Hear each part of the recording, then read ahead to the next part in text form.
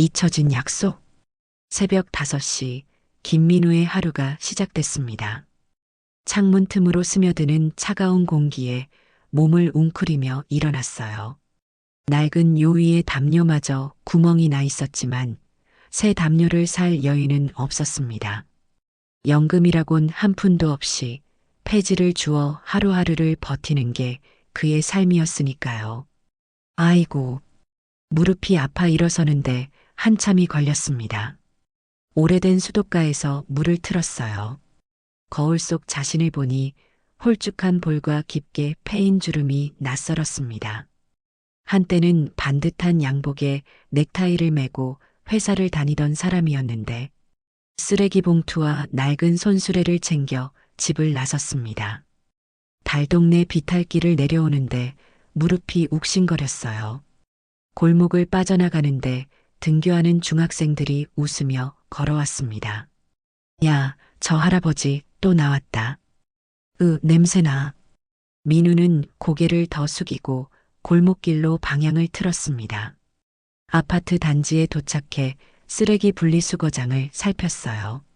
마트 상자 몇 개를 손수레에 실었는데 갑자기 관리실 직원의 고함 소리가 들렸습니다. 거기 뭐 하는 거야? 민우는 황급히 그곳을 빠져나왔습니다. 벤치에 앉아 숨을 고르며 전화기를 꺼냈어요. 민석, 민지, 마지막 통화 기록은 6개월 전이었습니다. 퇴직금은 아들의 결혼자금으로, 적금은 딸의 사업자금으로 다 털어줬지만 이젠 연락조차 없었어요. 내가 뭘 그리 잘못했나? 점심시간 주머니에서 꺼낸 것은 마트 시식 코너에서 받아온 작은 빵 조각과 물병뿐이었습니다. 근처 공원에는 비슷한 처지의 노인들이 모여 있었지만 요즘은 그들과 어울리는 것도 부담스러웠어요. 다들 자식 자랑이나 손주 이야기를 할 때 자신은 할 말이 없었으니까요. 오후가 되자 빗방울이 떨어지기 시작했습니다. 집으로 돌아가는 길 중학교 동창 정수를 마주쳤어요. 정수야, 오랜만이다. 손을 들었지만 정수는 민우를 알아보지 못한 듯 그냥 지나쳤습니다. 아니, 어쩌면 알아보고도 모른 척한 건지도 모르겠어요. 집에 도착해 젖은 옷을 갈아입고 찬물로 라면을 끓였습니다. 가스비를 아끼기 위해서였지요. 창밖으로 빗소리가 점점 커졌어요. 옆방에서는 TV 뉴스에서 행복한 노후를 위한 준비에 대해 떠들고 있었습니다. 행복한 노후라. 민우는 쓴웃음을 지었습니다. 자신에게 노후란 그저 죽음을 기다리는 시간일 뿐이었어요. 가끔은 아침에 눈을 뜨지 않는 편이 더 나을지도 모른다는 생각이 들기도 했습니다. 누구 하나 자신의 죽음을 슬퍼할 사람도 없을 테니까요. 침대에 누워 천장을 바라보는데 문득 젊은 시절 꿈꿨던 미래가 떠올랐습니다. 반듯한 집에서 아내와 함께 손주들을 돌보며 행복하게 사는 모습, 그 꿈이 이렇게 처참하게 무너질 줄은 몰랐어요. 내일은 또 내일이구나. 민우는 불을 끄고 눈을 감았습니다. 내일도 똑같은 하루가 그를 기다리고 있겠지요. 누구에게도 필요 없는 그저 버려진 존재로서의 하루. 죽음보다 못한 삶이었지만 그래도 살아야 했습니다. 비가 내리는 어느 오후 민우는 무거운 폐지 손수레를 끌고 집으로 향하고 있었습니다. 갑자기 골목 모퉁이에서 한 노인이 비틀거리며 걸어오는 모습이 보였어요. 비에 흠뻑 젖은 채 방향도 없이 헤매는 모습이 이상했습니다. 괜찮으세요? 민우가 다가가자 그녀는 불안한 눈빛으로 주위를 살폈어요. 나이는 비슷해 보였지만 옷차림이 달랐습니다. 비에 젖었어도 고급스러운 소재의 옷이었어요. 그런데 이상하게 그 얼굴이 어딘가 익숙했습니다. 여기가 어디죠? 내가 왜 여기 있는 거죠? 당황한 표정의 여자는 자신이 누구인지도 어디에 살고 있는지도 기억하지 못했습니다. 민우는 망설였어요. 도와주고 싶었지만 자신처럼 가난한 사람이 무엇을 할 수 있을까 싶었죠. 경찰서에 모셔다 드릴까요? 안 돼요. 무서워요. 여자는 갑자기 공포에 질린 표정으로 민우의 팔을 붙잡았습니다. 그녀의 눈에서 눈물이 흘렀어요. 민우는 한숨을 쉬며 자신의 낡은 우산을 그녀에게 씌워주었습니다. 우선 비를 피하시죠. 저희 집이 가까우니 잠시 쉬었다 가세요. 민우의 단칸방은 너무 초라해서 부끄러웠지만 비를 피할 곳이 필요했습니다. 여자는 조용히 따라왔어요. 집에 도착하자 민우는 얼른 찢어진 이불을 치우고 깨끗한 수건을 내밀었습니다. 몸을 좀 닦으세요. 따뜻한 물이 없어서. 여자는 감사하다는 듯 고개를 숙였어요. 그녀의 손가락에는 반지 자국이 있었고 걸음걸이나 몸가짐에서 품위가 느껴졌습니다. 분명 평범한 사람은 아니었어요. 성함이 어떻게 되세요? 나는 모르겠어요. 기억이 안 나요. 여자는 고개를 저었습니다. 민우는 라면을 끓여 그녀에게 건넸어요. 그녀는 처음에는 어색하게 젓가락을 들었지만 배가 고팠는지 금세 그릇을 비웠습니다. 맛있네요. 고마워요. 여자는 미소를 지었고 그 순간 민우의 가슴이 묘하게 뛰었습니다. 어디서 본 얼굴인데 그 미소가 자꾸 과거의 누군가를 떠올리게 했어요. 할머니라고 불러도 될까요? 이름이 기억나실 때까지만요. 여자는 고개를 끄덕였습니다. 밤이 깊어가는데 그녀를 내보낼 수 없었어요. 민우는 자신의 얇은 이불을 내주고 자신은 바닥에 담요 하나만 깔고 누웠습니다. 내일 경찰서에 가서 도움을 청해 볼게요. 그날 밤 민우는 오랜만에 꿈을 꿨습니다. 젊은 시절 꽃이 만발한 교정에서 한 여학생과 함께 걷고 있었어요. 그녀의 웃음소리가 봄바람처럼 경쾌했습니다. 꿈에서 깨어났을 때 가슴이 이상하게 아팠어요. 아침 민우는 할머니가 아직 자고 있는 것을 보고 조용히 밖으로 나갔습니다. 가까운 시장에서 일당을 받고 짐을 나르는 일을 찾았어요. 그날은 폐지를 주우러 가지 않았습니다. 누군가를 돌봐야 한다는 생각에 평소보다 더 열심히 일했어요. 오늘은 뭐라도 제대로 된 음식을 해드려야지. 손에 쥔 10,000원으로 두부와 계란, 야채를 샀습니다. 집에 돌아오니 할머니가 방을 깨끗이 정리하고 있었어요. 그녀는 민우를 보자 밝게 웃었습니다. 다녀오셨어요? 제가 청소라도 해야 할 것 같아서요.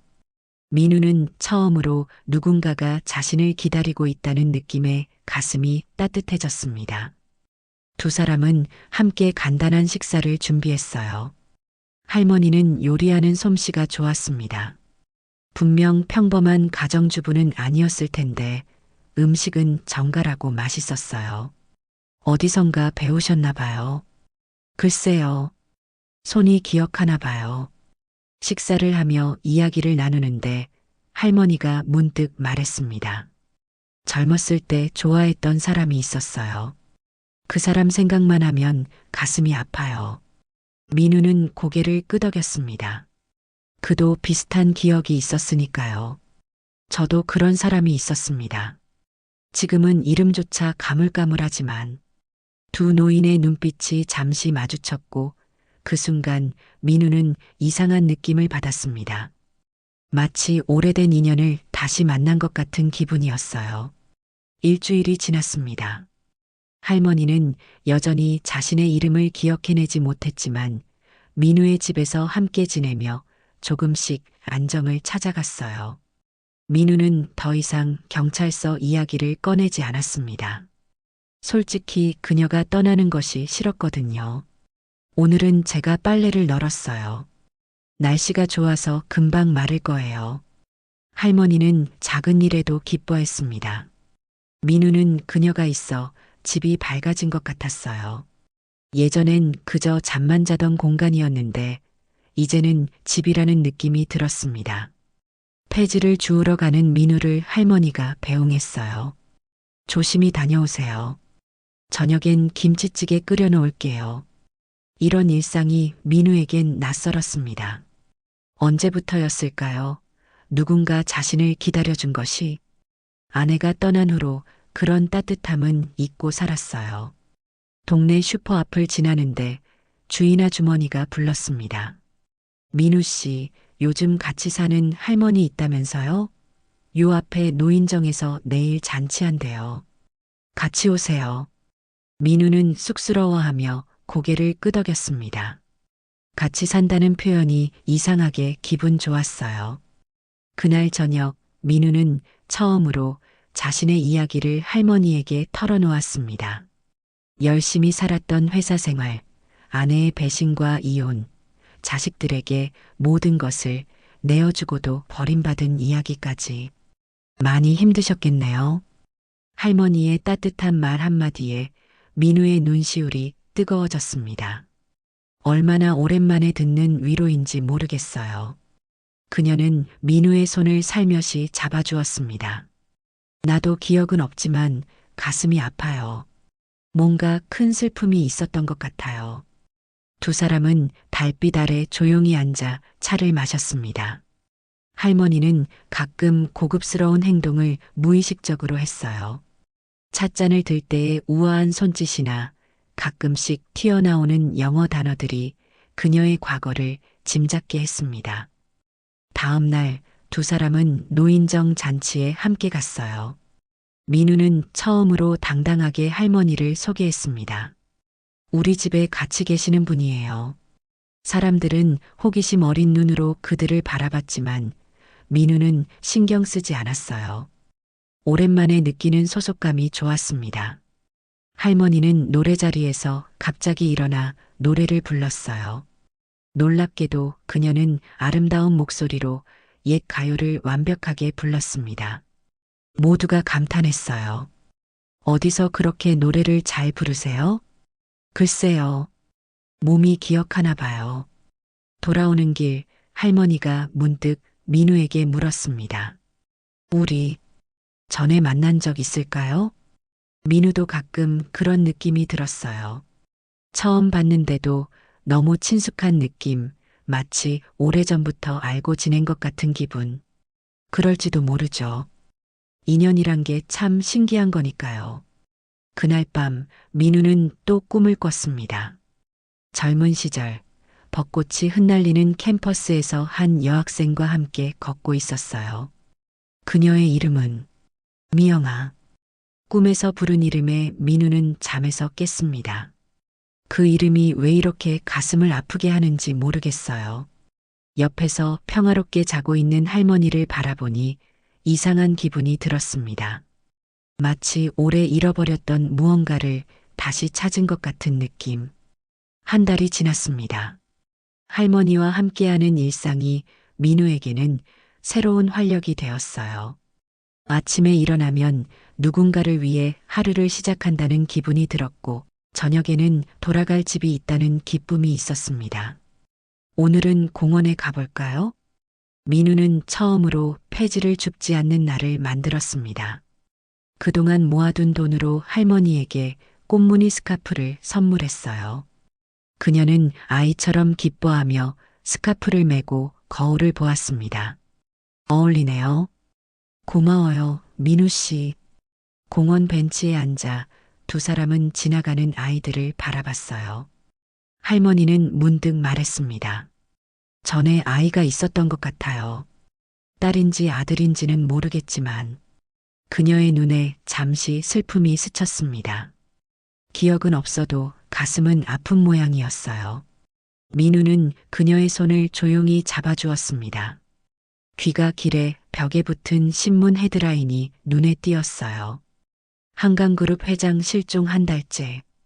경찰 수사 난항. 사진 속 여성의 모습에 민우는 걸음을 멈췄습니다. 얼굴은 잘 보이지 않았지만 어딘가 낯익었어요.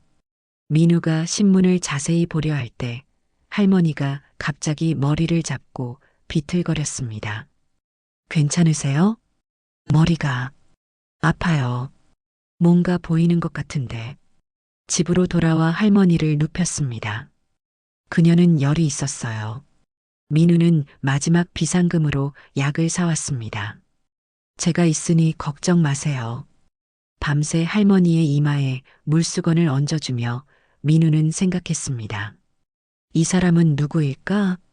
왜 이렇게 익숙한 느낌이 드는 걸까? 마치 오래전부터 알았던 사람 같은데. 다음 날 아침 할머니의 열은 내렸지만 기억은 여전히 돌아오지 않았어요. 민우는 텔레비전을 켰습니다. 뉴스에서 한 여성의 사진이 나왔어요. 한강그룹 장미영 회장의 실종이 장기화되면서 경영권 분쟁 우려가. 사진 속 여성을 보는 순간 민우의 심장이 멈춘 듯 했습니다. 할머니와 닮아 있었어요. 아니, 그냥 닮은 게 아니라 같은 사람이었습니다. 화면을 뚫어지게 보는 민우의 뒤에서 할머니의 목소리가 들렸어요. 그 사람, 내가 아는 사람인가요? 민우는 당황해 텔레비전을 껐습니다. 그녀에게 충격을 주고 싶지 않았어요. 하지만 마음속 의문이 커졌습니다. 할머니가 정말 한강그룹 회장이라면? 그리고 왜 그녀가 이렇게 낯익은 건지. 그날 저녁 할머니는 갑자기 말했습니다.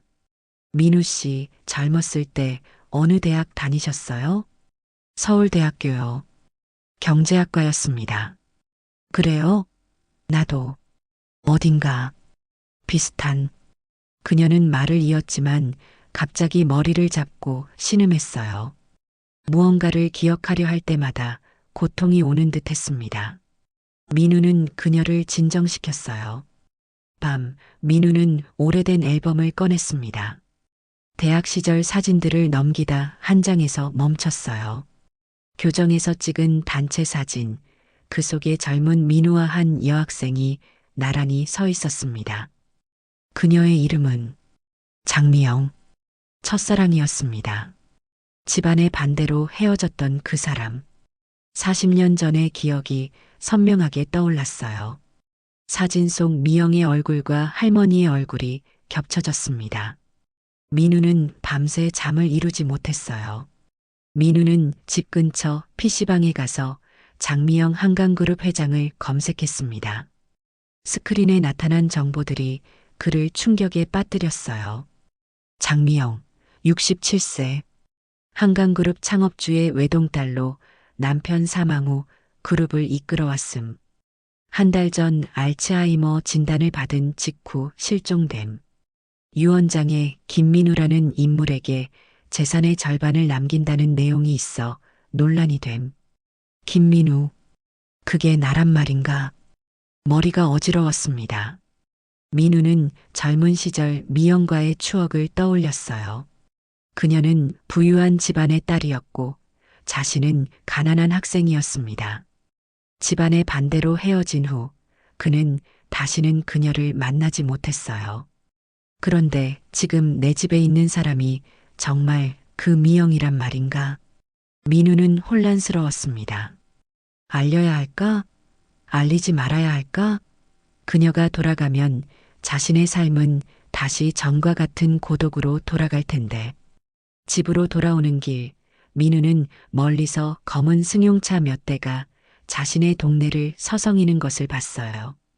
불안한 예감이 들었습니다. 집에 도착하자 할머니가 반갑게 맞아주었어요. 민우 씨, 오늘은 일찍 오셨네요. 민우는 망설이다 물었습니다.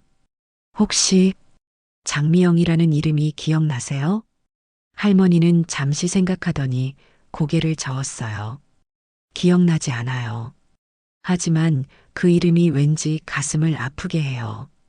그날 밤 TV에서 한강그룹 소식이 나왔습니다. 장현우 부회장이 어머니의 실종에 대해 인터뷰하는 장면이었어요. 어머니를 찾는데 모든 노력을 다하고 있습니다. 특히 유언장에 언급된 김민우라는 사람을 찾고 있습니다. 할머니는 갑자기 화면을 뚫어지게 바라봤습니다. 그 사람, 내 아들인가요? 민우는 대답할 수 없었어요. 모든 것이 너무 혼란스러웠습니다. 다음 날 아침 동네가 소란스러웠어요. 검은 차들이 여러 대 들어오고 정장 차림의 사람들이 돌아다니며 사진을 보여주고 있었습니다. 민우는 창밖을 불안하게 내다봤어요. 이웃 할머니가 급히 문을 두드렸습니다. 민우 씨, 큰일 났어요. 재벌 회장을 찾는다고 동네가 난리예요. 우리 동네에 숨어 있대요. 민우의 가슴이 쿵쾅거렸습니다. 곧 그들이 이곳을 찾아올 게 분명했어요. 할머니는 불안한 표정으로 민우를 바라봤습니다. 무슨 일이에요? 아무것도 아니에요. 걱정 마세요. 민우는 결심했습니다. 미영을 숨겨야 했어요. 비록 그녀가 돌아가야 할 곳이 있다 해도 이렇게 기억도 없이 혼란스러운 상태로 돌려보낼 수는 없었습니다. 할머니, 잠시 이웃집에 계셔야 할 것 같아요. 곧 데리러 올게요. 이웃 영순 할머니에게 부탁해 미영을 맡기고 민우는 집으로 돌아왔어요. 얼마 지나지 않아 문이 세게 두드려졌습니다. 열어주세요. 한강그룹 보안팀입니다. 민우는 떨리는 손으로 문을 열었습니다. 정장 차림의 남성들과 함께 한 중년 남성이 서 있었어요. 그는 뉴스에서 본 장현우 부회장이었습니다. 실례합니다. 혹시 이 여성을 보신 적 있습니까? 장현우는 미영의 사진을 내밀었어요. 민우는 평온한 척하며 고개를 저었습니다. 아니요, 못 봤습니다. 정말입니까? 이 근처에서 목격되었다는 제보가 있었는데요. 민우는 단호하게 대답했어요. 여기 사는 노인들은 다 알고 있습니다만 그런 분은 없어요. 장현우는 의심스러운 눈으로 집안을 살폈습니다. 그때 방 한쪽에 있던 여성용 스카프가 그의 눈에 띄었어요.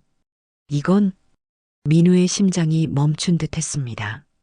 들켰구나. 이 스카프는 제 아내 것입니다.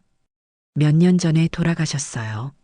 민우는 침착하게 대답했지만 장현우의 눈빛은 의심에 가득 차 있었습니다. 그는 방안을 면밀히 살폈어요. 혹시 김민우 씨십니까? 질문에 민우는 놀랐지만 침착함을 유지했습니다. 네, 맞습니다만. 어떻게 아셨죠? 장현우의 표정이 변했어요. 어머니의 유언장에 언급된 분이십니다. 혹시 대학 시절 어머니와 아는 사이셨나요? 민우는 잠시 침묵했습니다. 이제 숨길 수 없었어요. 네, 오래전 인연이 있었습니다. 장현우가 무언가 더 묻기 전에 밖에서 소란이 일었어요. 미영이 이웃집에서 뛰쳐나와 민우의 집으로 달려오고 있었습니다. 민우 씨, 도와주세요. 미영은 공포에 질린 얼굴로 민우의 뒤로 숨었어요. 장현우는 충격받은 표정으로 어머니를 바라봤습니다. 어머니, 드디어 찾았습니다. 하지만 미영은 아들을 알아보지 못했어요. 그녀는 떨리는 목소리로 물었습니다. 당신은 누구예요? 왜 나를 데려가려고 해요? 장현우는 당황했어요. 어머니, 저예요. 현우입니다. 아들이에요. 미영은 고개를 저으며 더 강하게 민우에게 매달렸습니다. 싫어요. 난 여기 있을 거예요. 민우 씨와 함께. 장현우의 표정이 굳어졌어요. 그는 보안 요원들에게 신호를 보냈습니다. 어머니를 모시겠습니다. 알츠하이머 증상이 심각해 보이네요. 보안 요원들이 미영에게 다가갔지만 민우가 그들 앞을 막아섰어요. 잠깐만요. 그녀가 원하지 않는데 강제로 데려갈 수는 없습니다. 장현우가 차갑게 말했습니다. 김민우 씨, 어머니는 중요한 의료 치료가 필요합니다. 게다가 어머니는 한강그룹의 회장이시고 기업의 미래가 걸려 있어요. 그때 미영이 소리쳤습니다. 어머니 기업의 절반을 그 남자에게 준다고 유언장을 써놓고 이렇게 사라지시면 어떡해요? 다시 유언장을 고치세요. 민우는 놀라서 미영을 바라봤어요. 방금 한 말은 장현우가 뉴스에서 했던 말과 똑같았습니다. 그녀가 기억하고 있었던 걸까요? 장현우도 놀란 표정이었습니다. 어머니, 기억이 돌아오신 건가요? 미영은 혼란스러운 표정으로 고개를 저었어요. 모르겠어요. 그냥 그 말이 생각났어요. 장현우는 한숨을 쉬며 민우에게 말했습니다. 김민우 씨 부탁드립니다. 어머니의 건강을 위해 협조해 주세요. 민우는 고민했습니다. 미영을 보호하고 싶었지만 그녀에게 진정으로 필요한 것이 무엇인지 생각해야 했어요. 전문적인 치료가 필요했고 이 초라한 집에서는 그녀에게 줄 수 있는 것이 제한적이었습니다. 미영 씨, 민우가 그녀의 이름을 불렀을 때 미영은 놀란 표정으로 그를 바라봤어요. 나를 이름으로 부르셨네요. 네, 당신 이름은 장미영입니다. 우리는 오래전에 만났었어요. 미영의 눈에 혼란이 가득했습니다. 민우는 부드럽게 그녀의 손을 잡았어요. 이분은 당신의 아들 현우 씨예요. 당신은 치료가 필요해요. 가족과 함께 가는 게 좋을 것 같아요. 그런데 당신은요? 민우 씨, 걱정 마세요. 우리 다시 만날 수 있을 거예요. 미영이 떠나고 일주일이 지났습니다. 민우의 집은 다시 예전처럼 적막했어요. 매일 아침 폐지를 주워 하루를 보내고 저녁에는 텅 빈 집으로 돌아오는 일상. 하지만 이전과 달랐던 것은 모든 곳에서 미영의 흔적을 느낄 수 있다는 점이었습니다. 오늘도 잘 지내고 계실까? 민우는 창가에 앉아 미영이 쓰던 찻잔을 만졌습니다. 그녀가 없는 지금에서야 깨달았어요. 짧은 시간이었지만 미영은 그의 삶에 새로운 의미를 가져다 주었다는 것을. 그런데 초인종이 울렸습니다. 누구세요? 문을 열자 정장 차림의 남성이 서 있었어요. 김민우 님이십니까? 한강그룹 장현우 부회장님께서 뵙고 싶어 하십니다. 민우는 놀랐지만 따라 나섰습니다. 검은 승용차가 그를 호텔 라운지로 데려갔어요. 장현우가 기다리고 있었습니다. 김민우 선생님, 어머니 이야기를 나누고 싶습니다.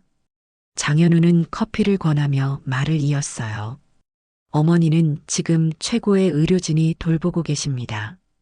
알츠하이머 치료를 받고 계시는데 특이한 점이 있습니다. 민우는 긴장된 표정으로 물었습니다. 어떤 점인가요?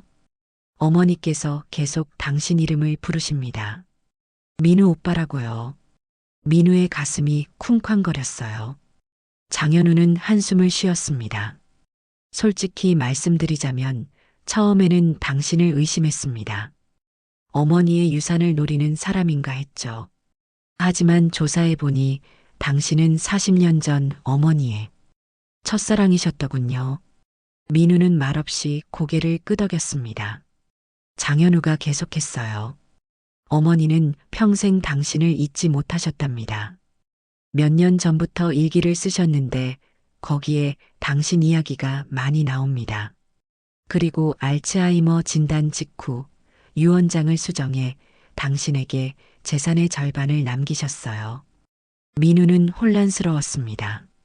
그토록 오랫동안 미영이 자신을 기억하고 있었다니. 직접 어머니를 만나보시겠습니까? 장현우의 제안에 민우는 떨리는 마음으로 고개를 끄덕였어요.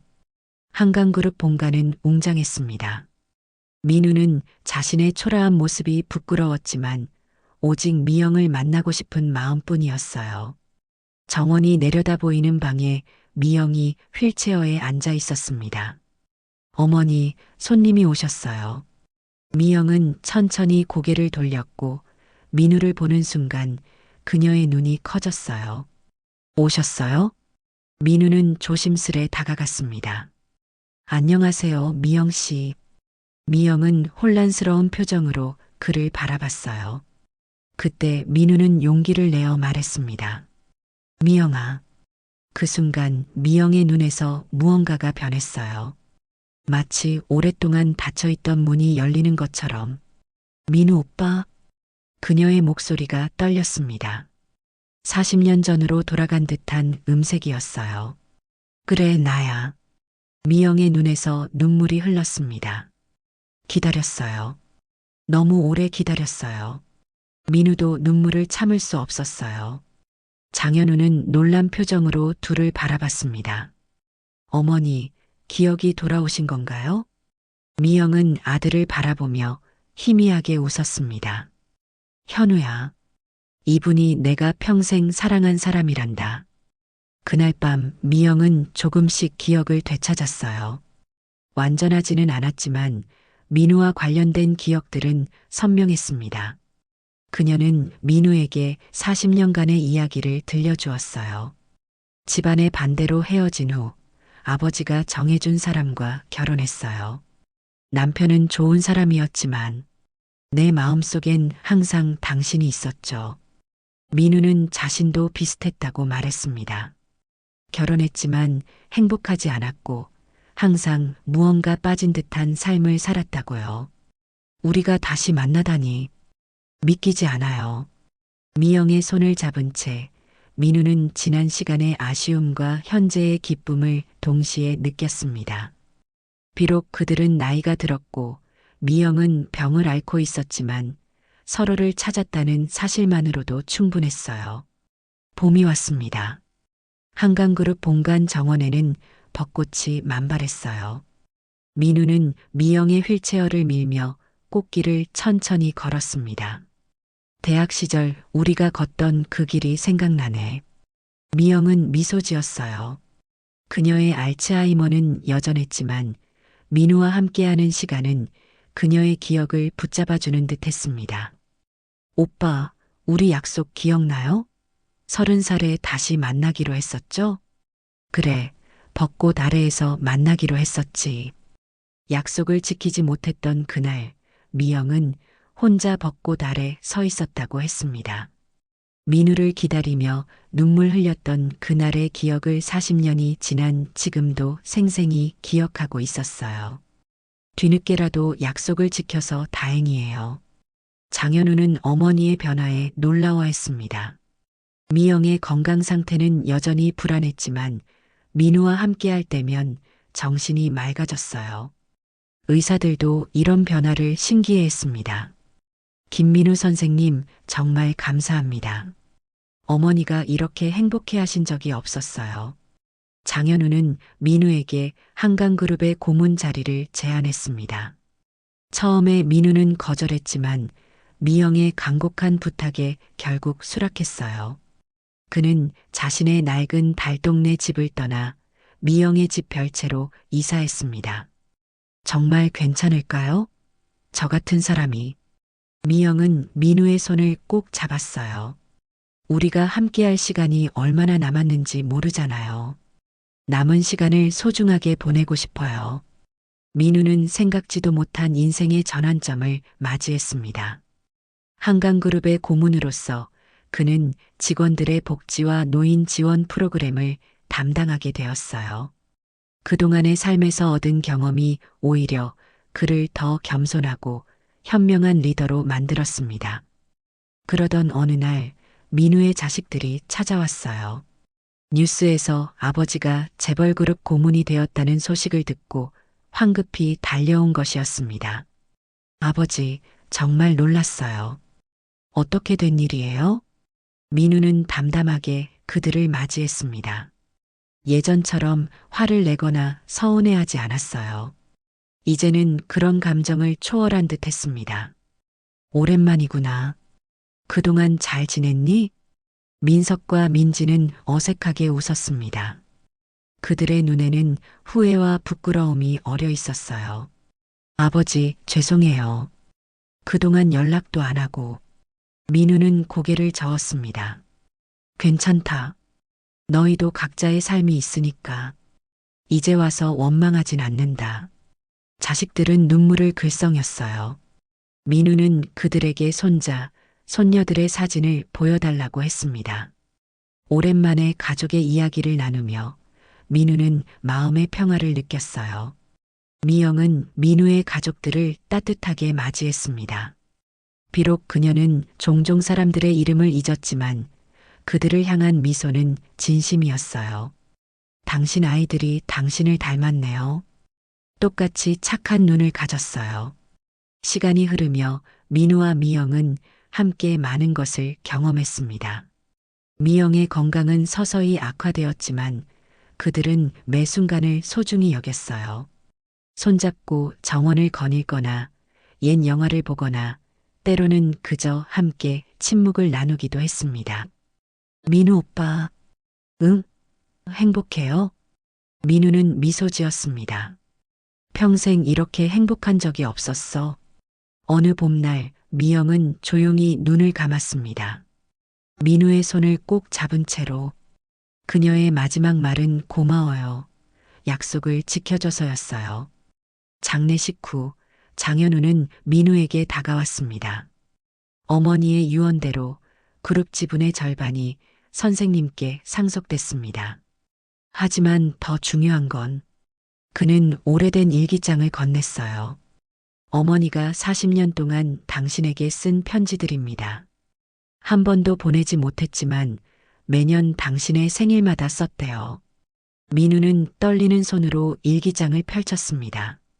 첫 페이지에는 이렇게 적혀 있었어요. 민우 오빠에게. 언젠가 우리가 다시 만날 그날까지. 세월이 흘러 민우는 한강그룹의 명예회장이 되었습니다. 그는 미영의 뜻을 이어 노인복지재단을 설립했어요. 폐지를 줍던 자신의 경험을 바탕으로 소외된 노인들을 위한 프로그램을 만들었습니다. 때때로 그는 예전 살던 달동네를 찾아갔어요. 그곳에서 옛 기억을 떠올리며 미영과의 시간을 생각했습니다. 그리고 벚꽃이 필 때면 대학 캠퍼스의 그 벤치에 앉아 미영을 추억했어요. 약속은 지켰어, 미영아. 비록 40년이 지났지만. 민우의 눈에서 눈물이 흘렀습니다. 슬픔의 눈물이 아니라 감사의 눈물이었어요.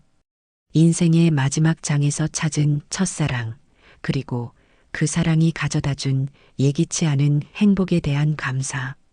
벚꽃잎이 바람에 흩날렸습니다. 마치 미영이 대답하는 것처럼 나도 지켰어, 우리의 약속. 인생의 황혼기에 찾은 첫사랑의 약속. 그것은 평생을 기다려도 아깝지 않은 기적이었습니다.